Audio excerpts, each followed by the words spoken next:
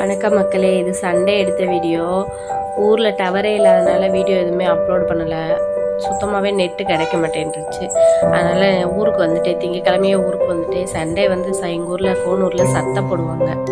அதனால் சத்தைக்கு போய் காய்கறிலாம் வாங்கிட்டு சத்தை இல்லை சந்தை காய்கறிலாம் வாங்கிட்டு எங்கள் அப்பா நான்வெஜ் எடுத்துருந்தார், மட்டன் சிக்கன்லாம். அதனால் அதுக்கு புதினா கொத்தமல்லி இஞ்சி இதெல்லாம் வாங்கிட்டு வந்து காலையில் மட்டன் கிரேவி செஞ்சேன். மதியம் மயோனைஸ் செஞ்சு சிக்கன் வறுவல் போட்டு கொடுத்தேன். பசங்களாம் சாப்பிட்டாங்க.